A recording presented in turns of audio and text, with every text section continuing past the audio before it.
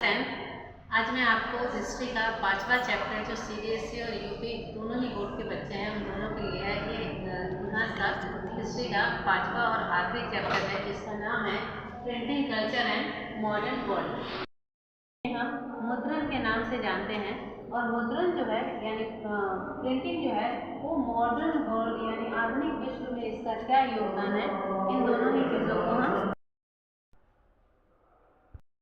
कब आया, इसके अलावा प्रिंटिंग कल्चर कहाँ से स्टार्ट हुआ, कहाँ से होते हुए और किस तरीके से ये पूरे विश्व में फैला, ये सारी चीज़ें हम इस चैप्टर में पढ़ेंगे।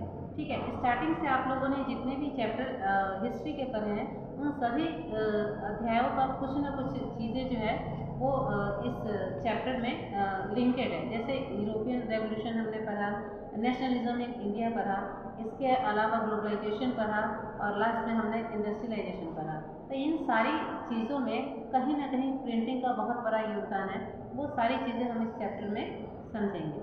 ठीक है, तो सबसे पहले हम स्टार्ट करते हैं इस चैप्टर में कि प्रिंटिंग स्टार्ट कहाँ से हुई, प्रिंटिंग की शुरुआत जो है वो कहाँ से हुई और इसके पीछे क्या रीज़न था।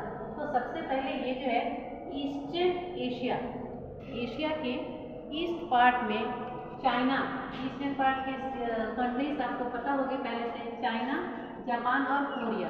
बच्चे कोरिया जो है वो प्रेजेंट टाइम में हमने उसे दो भागों में बांट दिया है, लेकिन जिस टाइम पीरियड की हम बात कर रहे हैं उस समय कोरिया जो था वो सिंगल कोरिया के नाम से हम उसे जान रहे थे। तो प्रिंटिंग स्टार्ट हुई स्टार्टिंग में चाइना और उसके बाद फिर वो जापान और फिर कोरिया। ठीक है, कोरिया ये जो टाइम था वो था 594 AD यानी कि लगभग फर्स्ट सेंचुरी। ठीक है, फर्स्ट सेंचुरी में जो चाइना है वहाँ पे हमने प्रिंटिंग जो है वो स्टार्ट की थी। ठीक है, वहाँ पे हम वुड ब्लॉक्स के द्वारा हम प्रिंट करते थे। ठीक है, अब इसका तरीका क्या था, इसका तरीका ये था कि हम लकड़ी यानी कि लकड़ी के तख्ती पे किसी भी अल्फ़ाबेट को उकेर लिया जाता था और उस उकेरे हुए पार्ट को, ठीक है, इंक में डिप करके और फिर उसे पेपर पे प्रेस किया जाता था, जिससे जो भी अल्फ़ाबेट या जो भी ड्राइंग, जो भी पेंटिंग हम उस लकड़ी के तख्ती पे उकेरते थे वो उसी तरीके से पेपर पे छप जाता था। ठीक है, लेकिन इसके साथ समस्या ये थी कि ये जो है ये जो पेपर की क्वालिटी उस समय इतनी अच्छी नहीं थी, जिस वजह से इसमें समस्या ये आती थी कि वो पेज के दोनों ही साइड में वो प्रिंट हो जाता था, जिस वजह से हम एक पेज पे एक ही तरफ वुड ब्लॉक प्रिंटिंग का इस्तेमाल कर पाते थे।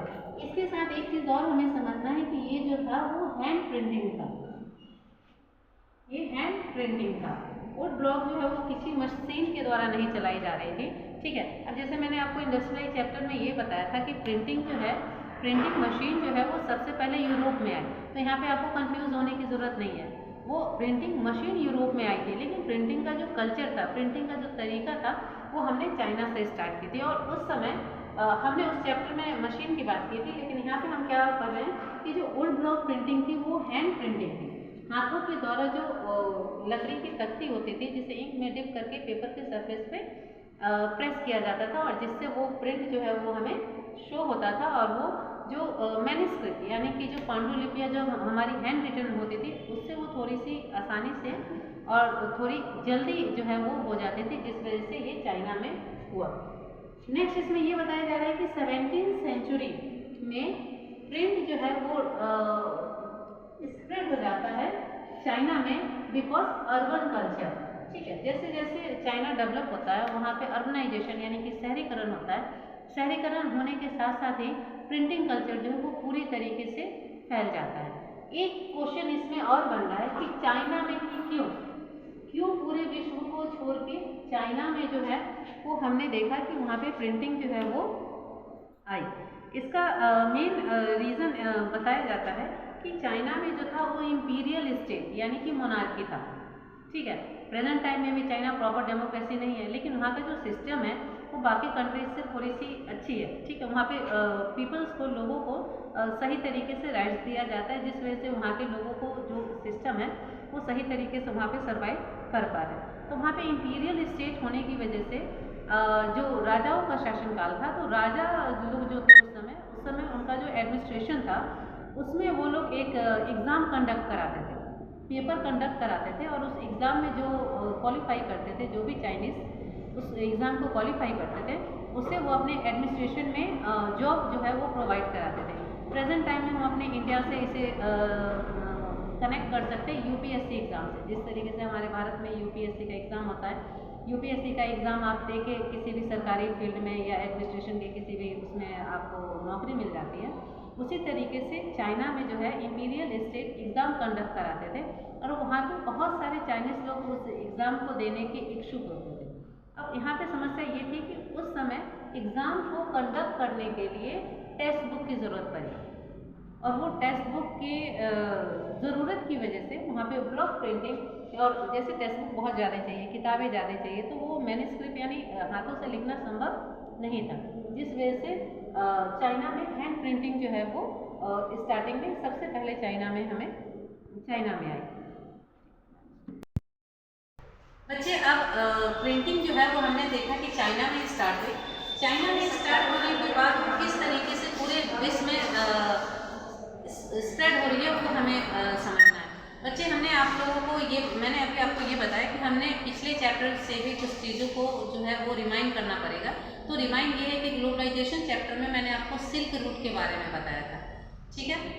सिल्क रूट से आपको पता है कि वो एक ऐसा रास्ता था जो पूरे यूरोपियन और एशियन कंट्रीज को जो है वो ट्रेड आदि के लिए कनेक्ट कर रहा था, ठीक है। लेकिन ये चाइना से स्टार्टिंग में चाइना से जो है प्रिंटिंग ट्रेवल करती है और जापान में, ठीक है, जापान में प्रिंटिंग जो है वो जाती है। इसका माध्यम क्या था? तो इसका माध्यम था जो बुद्धिस्ट थे, बुद्धिस्ट मिशनरीज जो थे वो चाइना से प्रिंटेड टेक्नोलॉजी को लेके ये अराउंड जापान में ये लगभग 768 से 770 के आसपास जो है वो पूरे जापान में इस कल्चर को पहुंचाते हैं, ठीक है।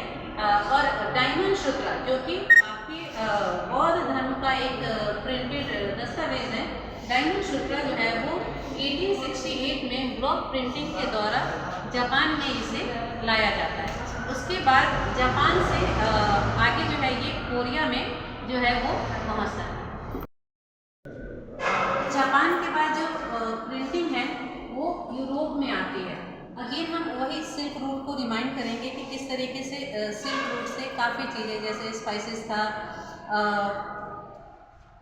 चाइनीज़ क्रॉकरी थी, उसी तरीके से चाइनीज़ पेपर भी, चाइनीज़ में आपको पता है कि पेपर का आविष्कार भी चाइना में ही हुआ है, और चाइनीज़ पेपर जो है वो सिल्क रूट के माध्यम से ही बाकी ट्रेड के साथ ही ये यूरोपियन कंट्रीज़ में जो है वो पहुंचता है। यूरोपियन कंट्री में पेपर पहुंच गई है, लेकिन वहाँ पे अभी भी प्रिंटिंग जो है वो डेवलप नहीं हुई है। इसके बाद 1295 यानी कि 11वीं सेंचुरी के लास्ट में मार्को पोलो नाम के एक व्यक्ति है जो कि इटली से हैं, ठीक है। और ये इन्होंने क्या किया कि बहुत लंबे समय तक इन्होंने चाइना पे नज़र रखी, चाइना की छानबीन करी, या चाइनीज़ टेक्निक को पूरे वर्ल्ड में फैलाने के लिए इन्होंने बहुत लंबे समय तक चाइना पे सर्वे किया।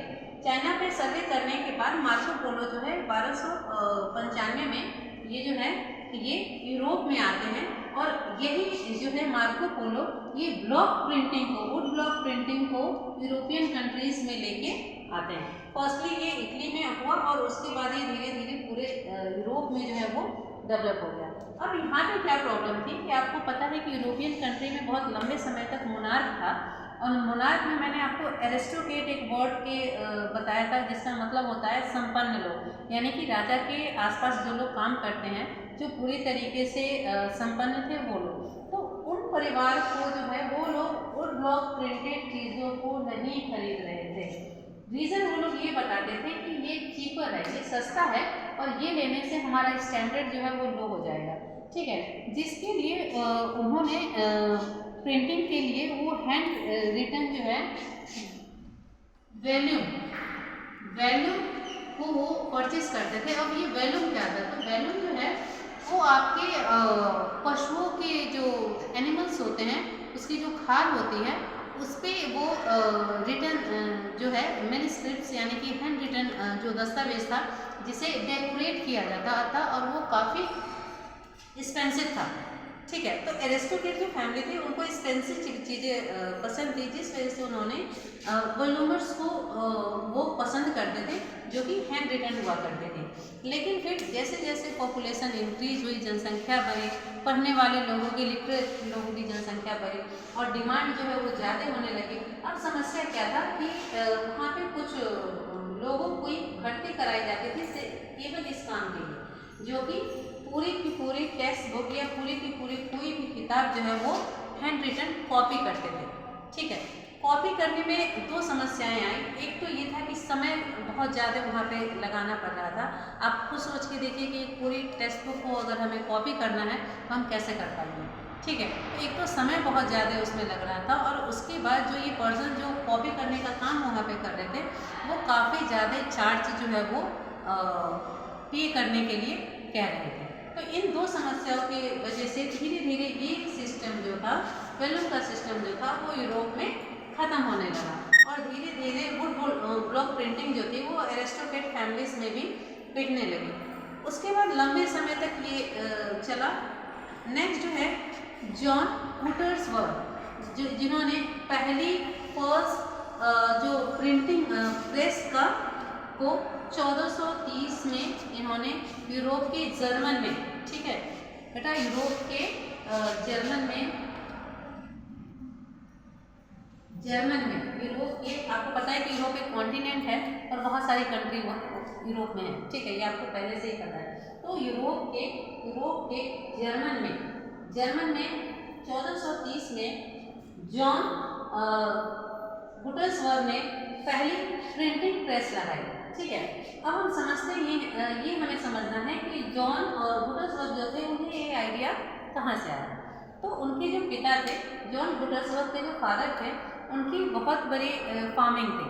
ठीक है। और उस फार्मिंग में वो ऑलिव और ग्रेप्स का जो है वो फार्मिंग किया करते थे। और आपको पता है कि वाइन और ऑयल बनाने